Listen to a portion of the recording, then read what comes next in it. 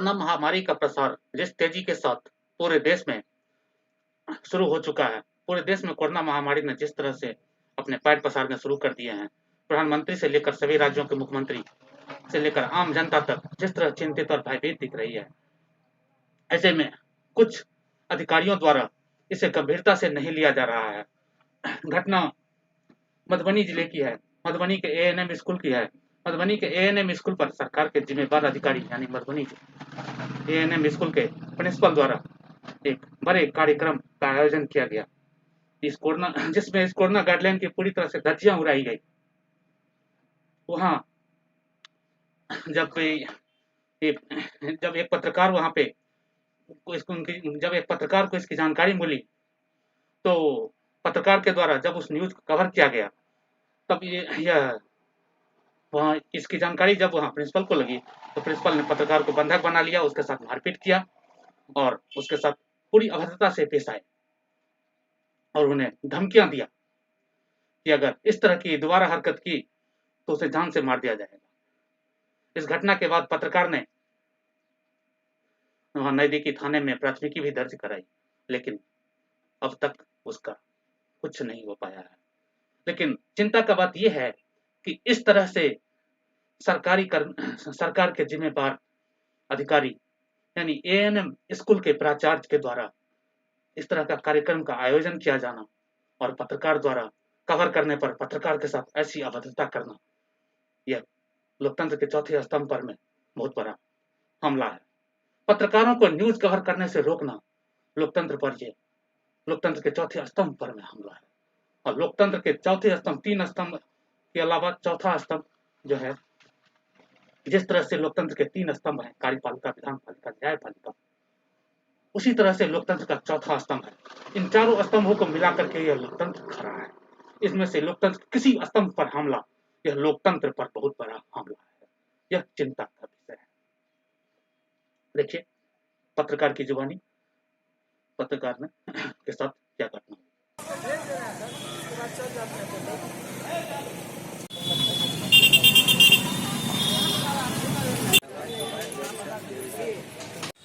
जो घटना घटी है, किस तरह से घटना घटी, क्या मामला था?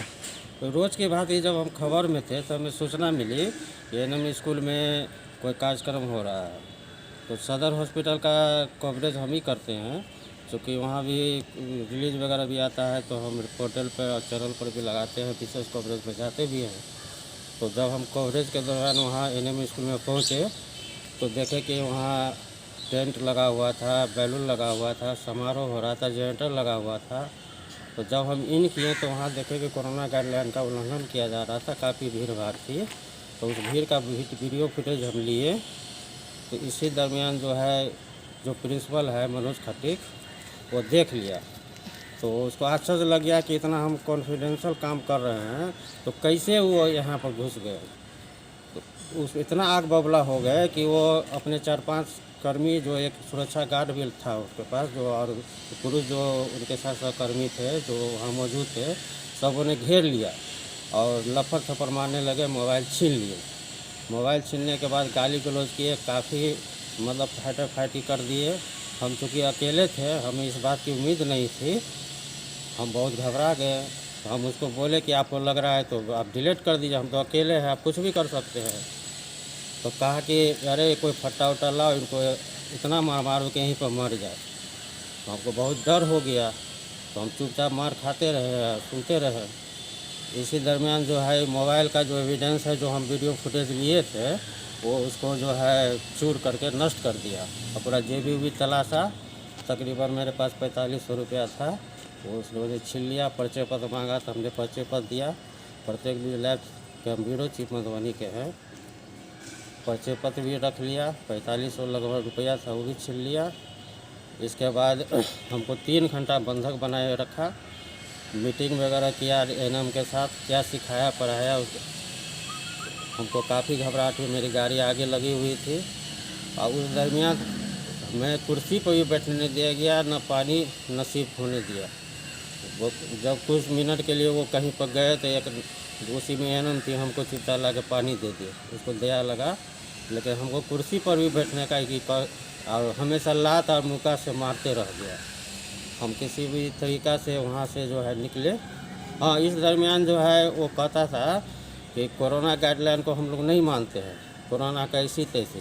कोरोना गाइडलाइन का ठेकेदारी जो है पत्रकारें लोग रखे हुआ है, और जहाँ कोई पत्रकार साहब आएगा उसको हम जाने से मार देंगे। हम किसी भी तरीक़ा से जान बचा करके भागे।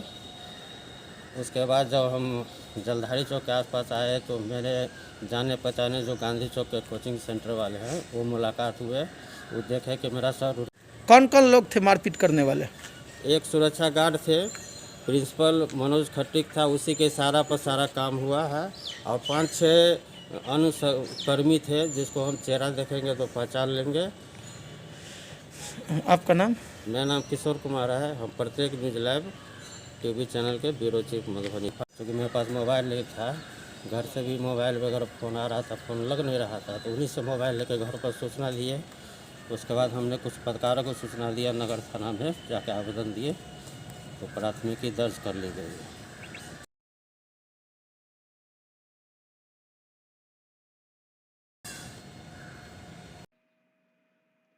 पत्रकार के साथ हुए उक्त घटना की जानकारी जब नागरिक अधिकार मंच के अमरेश श्रीवास्तव को मिली तो उन्होंने सिविल सर्जन से इस घटना के बारे में जानना चाहा। इस घटना के बाद हुई कार्रवाई के बारे में जानना चाहा तो सिविल सर्जन ने कहा कि नहीं, मुझे इस बारे में कोई जानकारी नहीं है। सुनिए अमरेश श्रीवास्तव की। मैं अमरेश श्रीवास्तव, जिला संयोजक मधुबनी नागरिक अधिकार मंच। मुझे 20 अप्रैल को जानकारी मिली कि 19 तारीख को मधुबनी सदर हॉस्पिटल के ANM स्कूल ट्रेनिंग स्कूल में बहुत लोमहर्षक घटना घटी है, और वहाँ समाचार संकलन के गए हुए टीवी रिपोर्टर किशोर कुमार के साथ न केवल मारपीट किया गया वहाँ के प्रिंसिपल के द्वारा, बल्कि उनका मोबाइल भी तोड़ दिया गया, और साथ साथ उनके साथ जो लोमहर्षक घटना करने में उस प्रिंसिपल के इशारे पर वहाँ का गार्ड, वहाँ के 3-4 और भी व्यक्ति सम्मिलित थे, और सभी के द्वारा उन्हें जान से मारने की कोशिश की गई थी।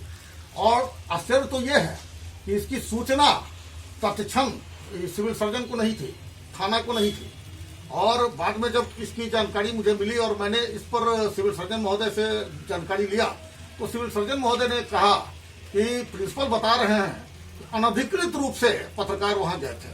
मैंने तुरंत उसमें क्वेश्चन किया, मैंने अपने आवेदन में दिया भी है कि अनधिकृत शब्द क्या होता है। जब वो सार्वजनिक चीज है, सार्वजनिक वहाँ कार्यक्रम हुआ करता है वहाँ ANM स्कूल के हॉल में, तो फिर अभी हाल में भी वैक्सीनेशन का कार्यक्रम हुआ था, DM साहब ने उसका उद्घाटन किया था। तो फिर ये जानकारी जब मिली पत्रकार को, और पत्रकार वहाँ गए थे समाचार संकलन के लिए, तो फिर ये अनधिकृत रूप से कार्यक्रम करने का तो सारा का सारा दोष होता है वहाँ के प्रिंसिपल पर, ये पत्रकार पर नहीं होता है। पत्रकार तो समाचार संकलन के लिए जाएंगे। और सबसे बड़ी बात यह है कि अभी कोविड के संक्रमण काल में यह कार्यक्रम आयोजित क्यों था, कैसे कार्यक्रम आयोजित था, और उनके साथ वो कौन लोग थे प्रिंसिपल के साथ, और गार्ड सहित जो 5-7 लोग और थे जिन्होंने जानलेवा हमला किया था पत्रकार पर, ये कौन लोग थे। मेरी मांग है, मैं मांग करता हूं, मैंने लिखित दिया भी है, ये सारे के सारे लोगों पर FIR किया जाए, और उसे बर्खास्त करते हुए सभी लोगों पर चिन्हित करते हुए बर्खास्त करते हुए, और तब ये जो मानसिक क्षति हुई है, आर्थिक क्षति हुई है, शारीरिक क्षति हुई है पत्रकार का, उसकी भरपाई करने का भी प्रयास जिला प्रशासन को करना ही होगा।